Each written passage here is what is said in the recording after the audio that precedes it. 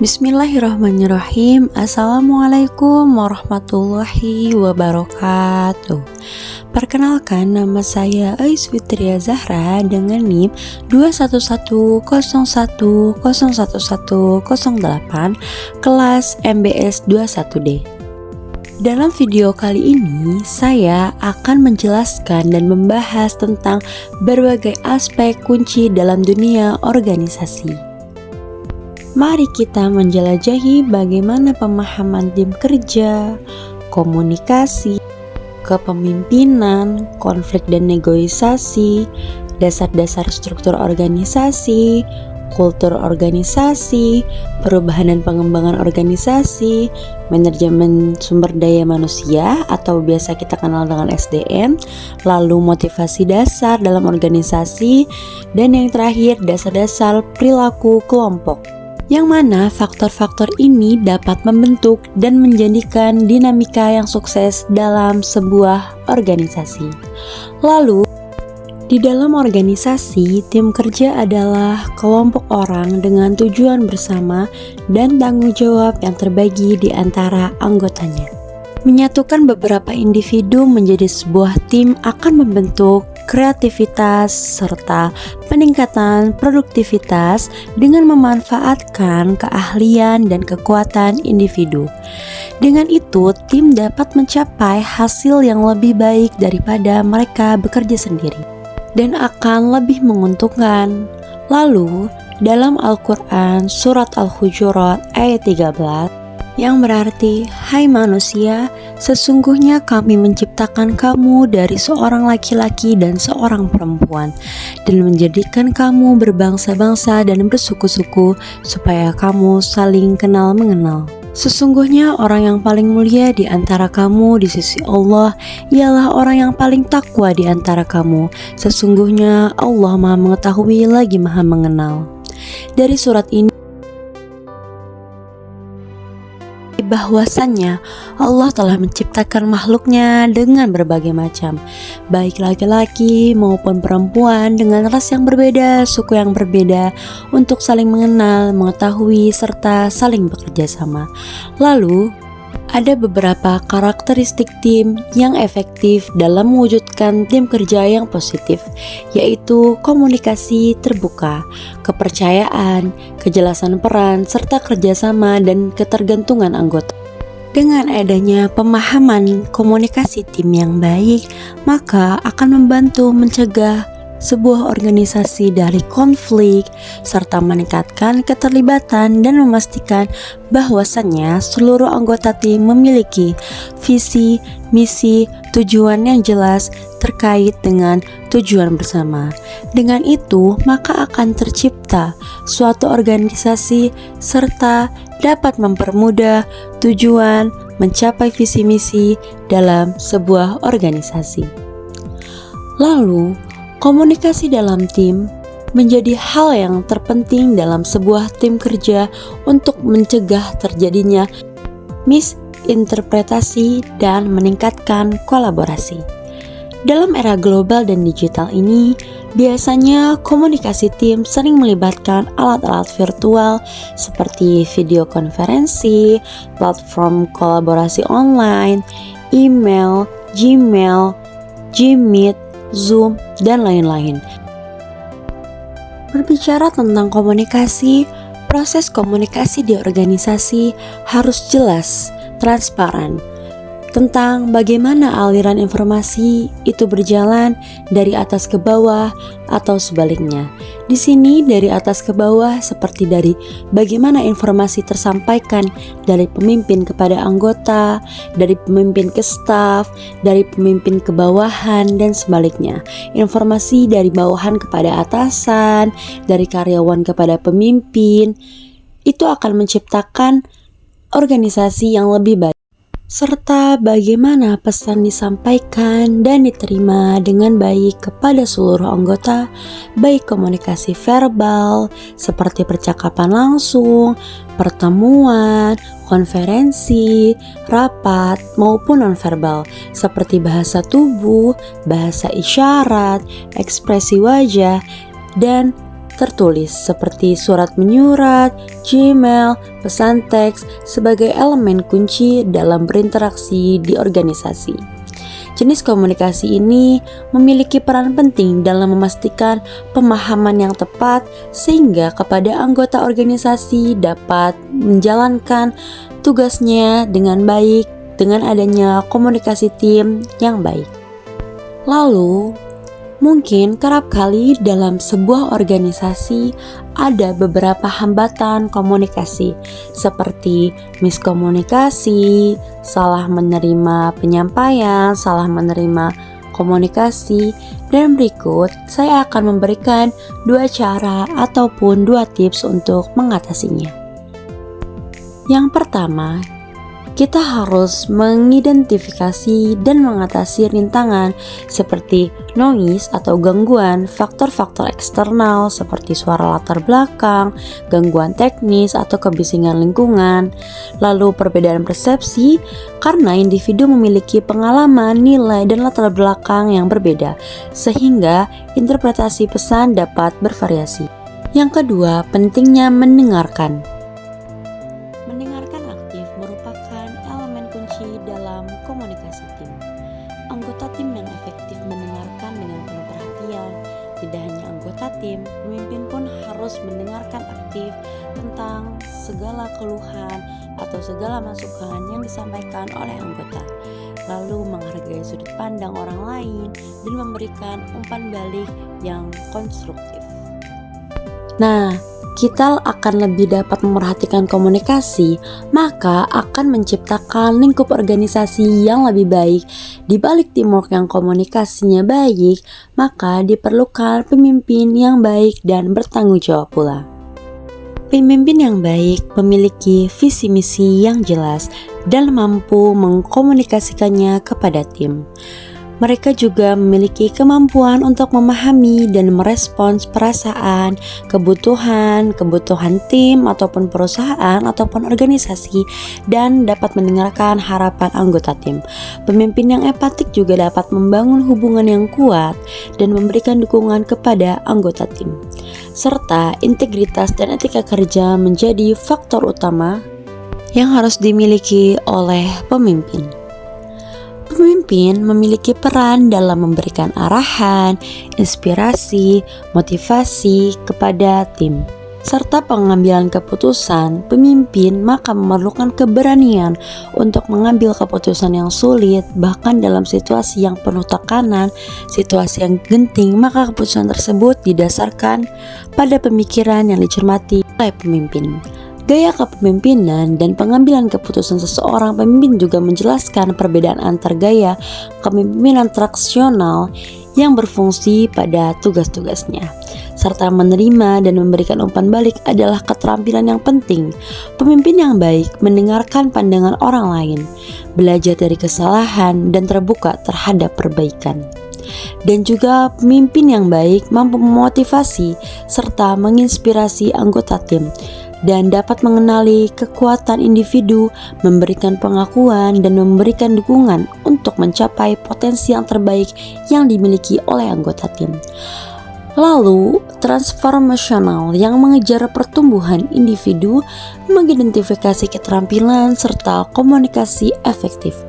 Pengembangan keputusan dan delegasi menjadi poin penting kepemimpinan dalam mempengaruhi kinerja hasil tim. Komunikasi yang jelas dan terbuka adalah kunci untuk pemimpinan yang sukses. Pemimpin yang baik dapat menyampaikan pesan dengan tepat dan membangun saluran komunikasi yang efektif. Pemimpin juga perlu mengatasi konflik secara konstruktif, mencari solusi dan solutif, dan mempertahankan keharmonian dalam tim. Pemimpin yang menggabungkan sifat-sifat ini dapat membentuk budaya kerja yang positif, meningkatkan kinerja tim, dan membawa organisasi menuju keberhasilan jangka panjang. Selain itu, tidak dapat kita pungkiri bahwasannya dalam organisasi pasti akan banyak sekali konflik yang bermunculan, baik konflik antar tim, konflik perusahaan, konflik internal, konflik eksternal, maka dalam sebuah organisasi merupakan perbedaan dalam pandangan nilai. Karena telah dijelaskan dalam Quran Surat Al-Hujurat ayat 9 dan 10. Konflik dapat timbul dari perbedaan nilai-nilai inti dan tujuan antara anggota organisasi, kurangnya pemahaman terhadap peran dan tanggung jawab mereka yang akan menyebabkan konflik ke depannya.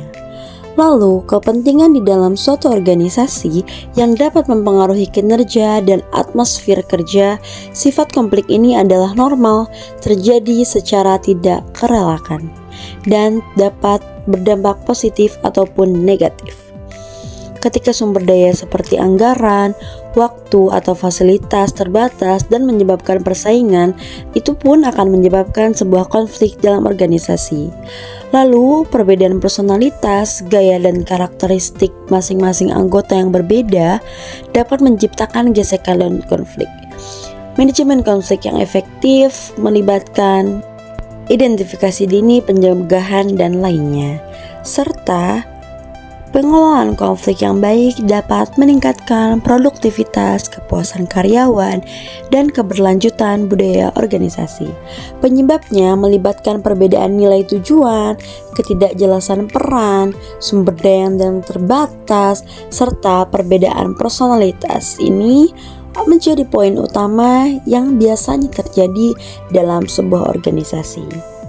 Nah, solusinya adalah membangun sistem saluran komunikasi yang efektif, serta memberikan pendidikan dan pelatihan pada anggota organisasi tentang manajemen konflik. Manajemen konflik melibatkan tahapan pendeteksian, pencegahan, resolusi, dan pemulihan dengan strategi seperti pendelegasian yang jelas, kebijakan dan prosedur yang jelas, pemecahan masalah kolaboratif, mediasi, budaya organisasi yang mendorong kerjasama, evaluasi dan pembelajaran. Dengan menerapkan strategi-strategi ini dengan bijak, maka komunikasi terbuka, negosiasi tadi, mediasi serta pendidikan dan pelatihan akan menciptakan dan membantu lingkungan yang mendukung pertumbuhan dan keberhasilan bersama dalam sebuah organisasi atau dalam sebuah tim.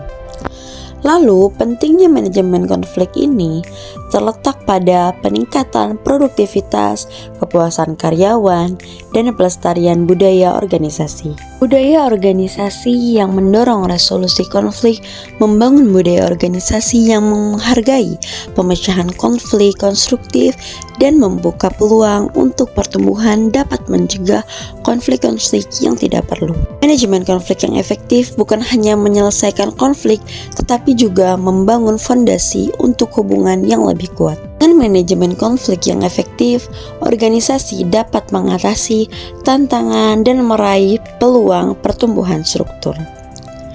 Serta evaluasi dan pembelajaran menjadi poin penting setelah penyelesaian konflik.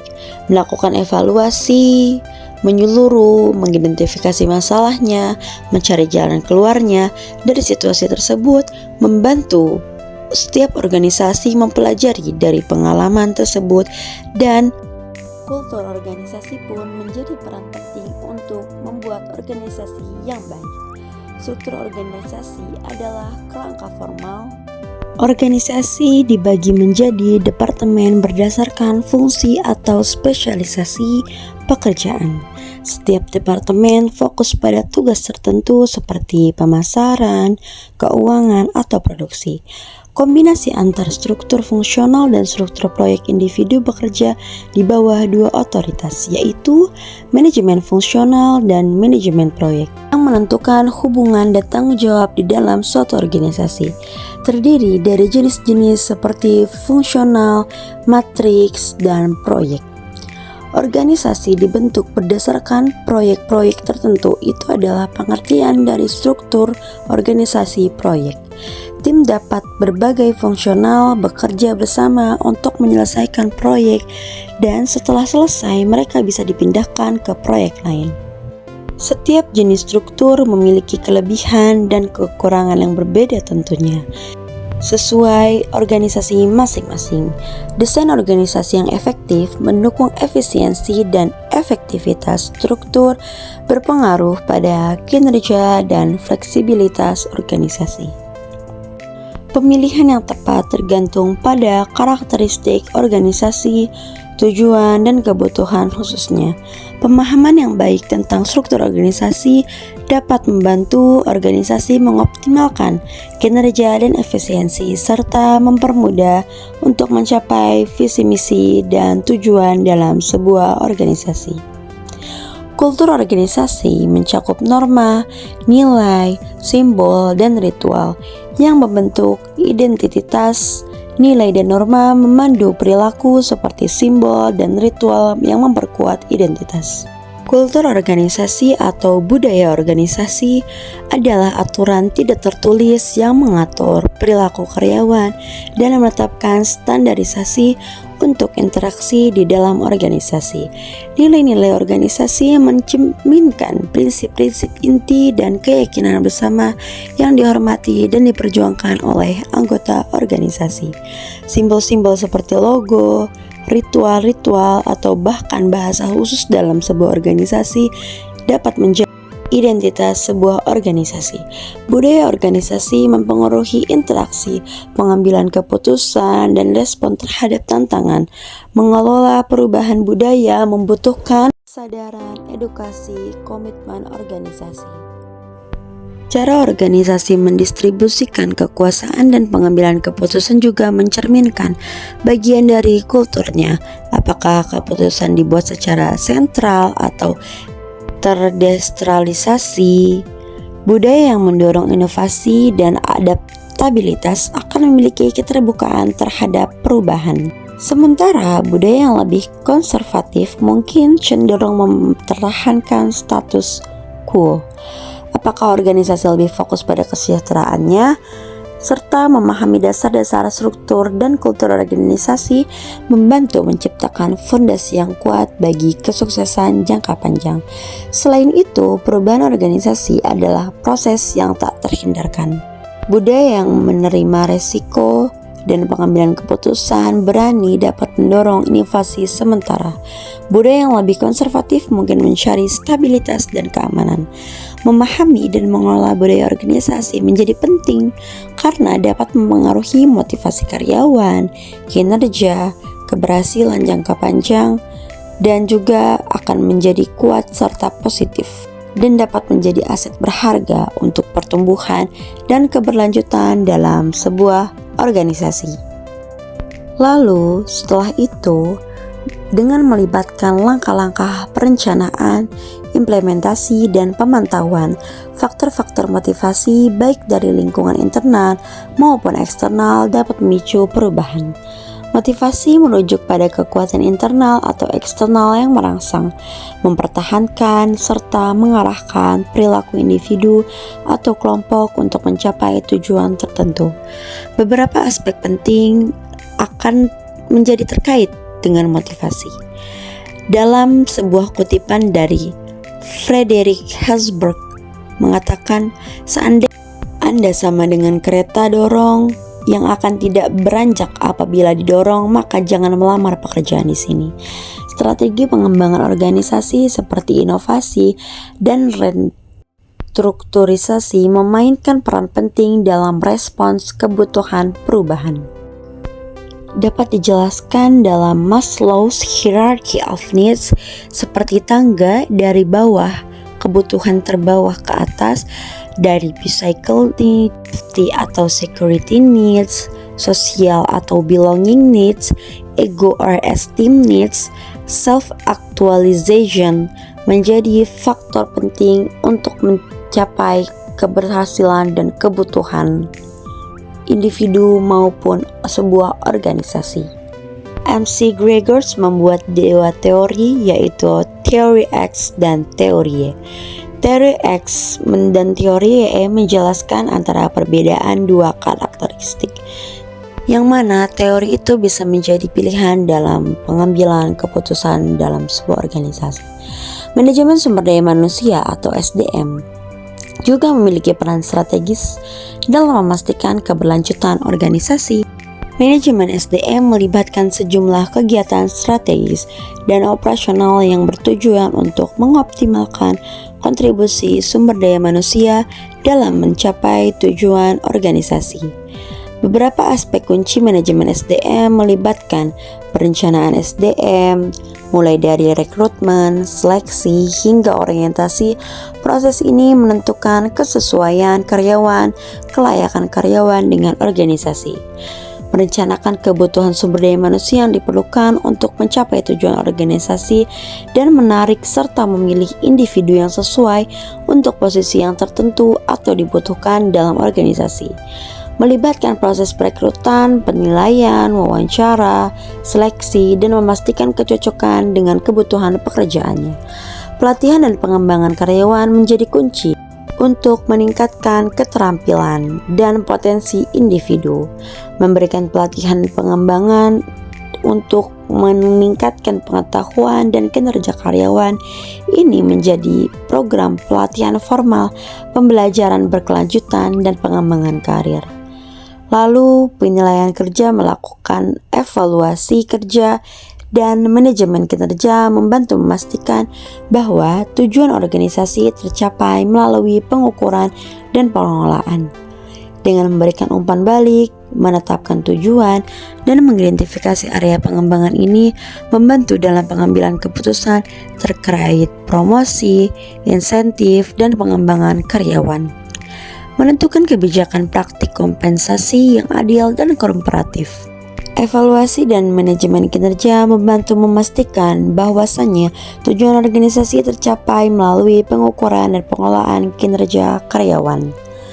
Lalu, pemahaman mendalam tentang perubahan organisasi dan manajemen SDM merupakan fondasi yang krusial untuk pertumbuhan dan keberhasilan jangka panjang dalam suatu organisasi.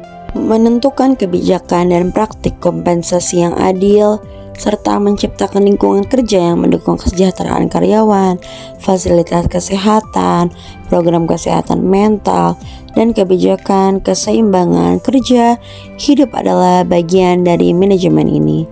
Memastikan standar kerja dipahami, diikuti, dan manajemen juga termasuk penanganan pelanggaran aturan serta konsekuensinya. Lalu, motivasi dalam organisasi mencakup faktor-faktor dorongan individu. Strategi motivasi di tempat kerja melibatkan pengakuan, pemberian penghargaan, atau pengakuan atas prestasi kerja dapat meningkatkan motivasi karyawan. Ini bisa berupa pujian, penghargaan formal atau promosi, kenaikan gaji, mendapatkan hadiah, dan menetapkan tujuan yang jelas dan dapat dicapai, memberikan arah yang jelas bagi karyawan meraih tujuan. Reward system dan penugasan menantang untuk meningkatkan produktivitas. Motivasi yang efektif berkorelasi positif dengan produktivitas karyawan. Memberikan otonomi dan tanggung jawab pada karyawan dapat meningkatkan motivasi karena mereka merasa memiliki kendali atas pekerjaan mereka. Karyawan memiliki peluang untuk mengembangkan keterampilan mereka atau memajukan karir mereka, cenderung lebih termotivasi. Ini melibatkan pelatihan, pembelajaran, dan jalan karir yang jelas. Lingkungan positif dan kooperatif juga dapat mendukung, dan dasar-dasar perilaku kelompok menentukan norma, nilai, dan peran bersama dalam membentuk karakteristik perilaku kelompok. Dinamika kelompok seperti pembentukan norming, performing, dan adjourning mempengaruhi kinerja kelompok dan norma-norma sosial. Membangun kesadaran tentang tujuan bersama dan bagaimana peran individu menyumbang terhadap kesuksesan keseluruhan organisasi dapat termotivasi dengan baik untuk bekerja menuju visi misi yang lebih besar. Memahami berbagai faktor ini membantu manajemen dalam menciptakan strategi yang efektif untuk meningkatkan kinerja dan kepuasan karyawan sehingga menjadikan keberlangsungan organisasi yang baik. Anggota tim mulai merasa nyaman bekerja bersama dan menetapkan cara komunikasi dan kerja yang efektif. Munculnya kohesi tim, toleransi terhadap perbedaan, dan pengakuan peran masing-masing anggota tim yang berperan dalam membentuk etika kerja dan menciptakan lingkungan kerja yang sehat. Faktor-faktor kepemimpinan dan komunikasi menjadi peran penting dalam organisasi. Etika kerja melibatkan prinsip-prinsip moral dan norma-norma yang mengatur perilaku individu di lingkungan kerja. Menjaga kejujuran dan kebenaran dalam segala aspek pekerjaan ini mencakup keterbukaan, kejujuran, dan ketepatan dalam sebuah interaksi dan keputusan. Dapat mempengaruhi efektivitas dan korelasi kelompok, penting bagi manajemen untuk meningkatkan kinerja kelompok secara keseluruhan.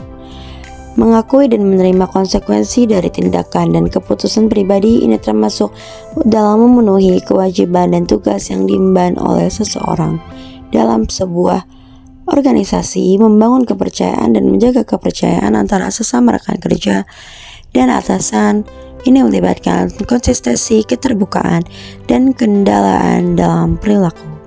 Menangani semua orang dengan adil dan merata. Pemahaman ini menjadi kunci dalam menciptakan lingkungan kerja yang memotivasi dan mendukung kolaborasi yang efektif. Menghormati hak, martabat setiap individu, termasuk menghindari perilaku diskriminatif atau merendahkan, serta mendukung lingkungan kerja yang inklusif.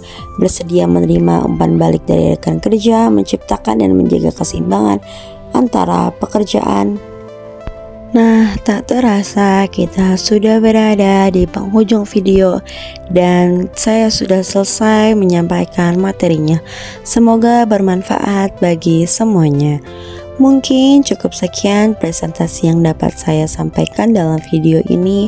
Kurang lebihnya mohon maaf. Wabillahi taufiq wal hidayah. Wassalamualaikum warahmatullahi wabarakatuh. Bye bye teman-teman. See you in another video.